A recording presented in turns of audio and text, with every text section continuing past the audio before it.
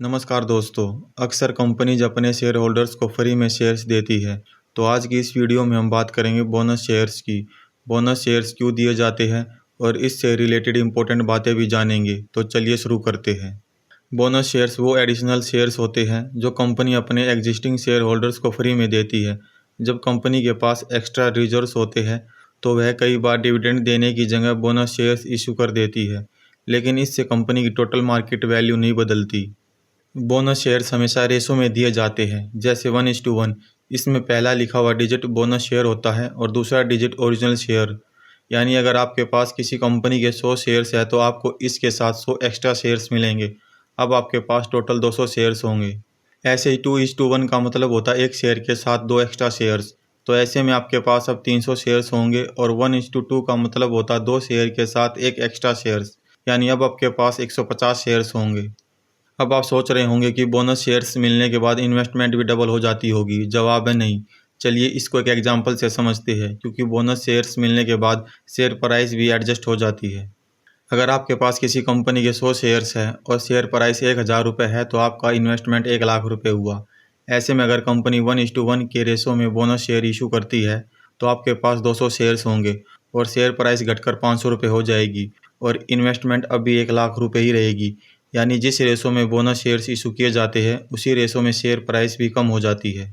हालांकि ये सिर्फ थ्योरेटिकली होता है। प्रैक्टिकली बोनस शेयर्स मिलने के बाद मार्केट में ज़्यादातर इसका एक पॉजिटिव इम्पैक्ट पड़ता है, जिससे शेयर प्राइस 505 रुपये या फिर 510 रुपये भी हो सकती है।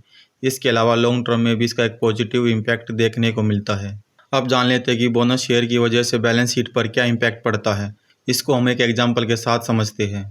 बोनस शेयर इशू होने से पहले कंपनी की शेयर कैपिटल 10 करोड़ थी और नंबर ऑफ शेयर्स 1 करोड़ यानी फेस वैल्यू 10 रुपये हुई और रिजर्व 40 करोड़ है तो total share holders equity 50 crore हुई। अगर कंपनी 1:1 में बोनस शेयर्स इशू करती है तो नंबर ऑफ शेयर्स बढ़कर 2 करोड़ हो जाएंगे। तो ये जो 10 करोड़ के एक्स्ट्रा शेयर्स इशू किए गए हैं, ये 10 करोड़ रुपये रिजर्व में से निकलकर शेयर कैपिटल में ऐड हो जाएंगे और total share holders equity 50 crore ही रहेगी। इसके साथ फेस वैल्यू भी चेंज नहीं होगी, वो भी 10 रुपये ही रहेगी। क्योंकि यहाँ पर कंपनी ने नंबर ऑफ शेयर्स बढ़ाने के लिए रिजर्व्स का यूज़ किया है। फेस वैल्यू स्टॉक स्प्लिट के समय चेंज होती है, ना कि बोनस शेयर के समय। यहाँ पर नंबर ऑफ शेयर्स को बढ़ाया गया है। ये 10 करोड़ रुपए फेस वैल्यू के हिसाब से शेयर कैपिटल में ऐड किए गए हैं, ना कि मार्केट वैल्यू के हिसाब से। अब बात करते कंपनीज बोनस शेयर क्यों देती है। इन्वेस्टर्स को रिवॉर्ड देने के लिए। जब कंपनी के रिजर्व्स और प्रॉफिट बढ़ने लगते हैं तो कंपनी अपने एग्जिस्टिंग शेयर होल्डर्स को फ्री में शेयर्स देती है। शेयर को अफोर्डेबल बनाने के लिए। जब कंपनी बोनस शेयर इशू करती है तो शेयर प्राइस के घटने की वजह से शेयर को आसानी से खरीदा और बेचा जा सकता है। लिक्विडिटी बढ़ाने के लिए। बोनस शेयर की वजह से नंबर ऑफ शेयर्स इंक्रीज हो जाते हैं, जिससे शेयर की इजीली बाइंग और सेलिंग की जा सकती है।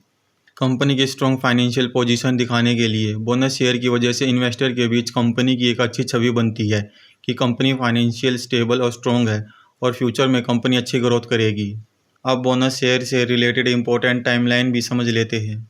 जब भी कंपनी को बोनस शेयर इशू करने होते हैं तो सबसे पहले कंपनी की बोर्ड ऑफ डायरेक्टर मीटिंग होती है। यहाँ पर कंपनी डिसाइड करती है कि किस रेशो में बोनस शेयर इशू करने हैं और जिस दिन ये अनाउंसमेंट किया जाता है उस डेट को अनाउंसमेंट डेट कहा जाता है। फिर आती है रिकॉर्ड डेट। जिस भी इन्वेस्टर के पास इस दिन शेयर्स होंगे वहीं बोनस शेयर के लिए एलिजिबल होगा। रिकॉर्ड डेट से एक दिन पहले एक्स बोनस डेट होती है। यानी अगर किसी को बोनस शेयर्स चाहिए तो उसे एक्स बोनस डेट से एक दिन पहले शेयर्स खरीदने होंगे। जैसे अगर अनाउंसमेंट डेट 20 मई है और रिकॉर्ड डेट 12 जुलाई है तो एक्स बोनस डेट 11 जुलाई होगी। यानी अगर इन्वेस्टर्स 20 मई से लेकर 10 जुलाई तक शेयर्स बाय करते हैं तो सिर्फ उसे ही बोनस शेयर्स मिलेंगे और अगर कोई इन्वेस्टर 11 जुलाई को शेयर्स बाय करता है तो उसे बोनस शेयर्स नहीं मिलेंगे, क्योंकि इंडिया में T+1 डे की सेटलमेंट साइकिल होती है। यानी अगर कोई 10 जुलाई को शेयर बाय करेगा तभी उसके डीमेट अकाउंट में 12 जुलाई तक शेयर क्रेडिट होंगे। तो आज की इस वीडियो में बस इतना ही। उम्मीद करते आपको ये वीडियो पसंद आया होगा। वीडियो को लाइक और शेयर करें, साथ में चैनल को सब्सक्राइब करें। धन्यवाद।